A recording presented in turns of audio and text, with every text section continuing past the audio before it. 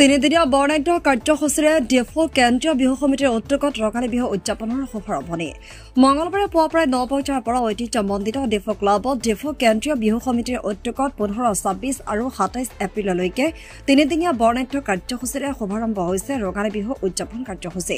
আজি প্ৰথম দিনা কাৰ্যসূচী অনুসৰি বিহু বলীয়া ৰাইজে বাপতি সাহোন ৰঙালী বিহুটিৰ শুভাৰম্ভণি কাৰ্যসূচী ডিএফঅ ক্লাবত সমাবেত হয়। ডিএফঅ কেন্দ্ৰীয় বিহু সমিতিৰ সাধাৰণ সম্পাদক অসীম কলিতাই আধৰা কাৰ্যসূচীৰ প্ৰথম দিনা পুৱাৰ ভাগত প্ৰকৃতি সেৱা আগবঢ়ায় ডিএফঅ কেন্দ্ৰীয় বিহু সমিতিৰ উপ সভাপতি মাধৱ চন্দ্ৰ বৰাই। পতাকা উত্তোলন কৰে সভাপতি দেবেন কাকতিয়ে, স্মৃতি তৰ্পণ কৰে উপ সভাপতি অমিতাভ সোমে। ইয়াৰ পাছতে চেমনীয়া ডেকা গাভৰুৱে আকৰ্ষণীয় বিহু নৃত্য প্ৰদৰ্শন কৰি উপস্থিত বিহুবলীয়া ৰাইজক আপ্লুত কৰে। ইয়াৰ পাছত ডিএফঅ কেন্দ্ৰীয় বিহু সমিতিৰ তৰফৰ পৰা জ্যেষ্ঠজনক ফুলাম গামোচাৰ সেৱা জনোৱা হয়।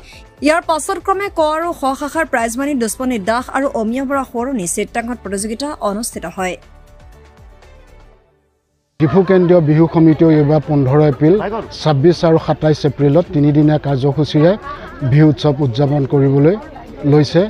আজি এই উৎসৱৰ প্ৰথম দিন আমাৰ ইতিমধ্যে পতাকা উত্তোলন, প্ৰকৃতি সেৱা আৰু স্মৃতি তৰ্পণ হৈ গৈছে আৰু ইয়াৰ পিছতে আমাৰ কণ ল'ৰা ছোৱালী প্ৰথম শ্ৰেণীৰ পৰা নৱম শ্ৰেণীলৈকে আমাৰ চিত্ৰাংকন প্ৰতিযোগিতা হ'ব।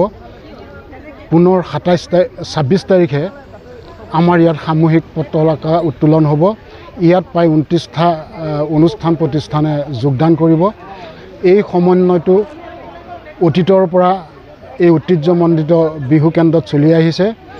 সেইদিনাও আমাৰ পতাকা উত্তোলনৰ পিছতে আমাৰ বিহু প্ৰতিযোগিতা আৰম্ভ হ'ব। 27 তাৰিখে আমাৰ আছে সাংস্কৃতিক অনুষ্ঠান। সেই সাংস্কৃতিক অনুষ্ঠানত বাৰে বহনীয়া নৃত্য হ'ব আৰু তাত আগভাগ ল'ব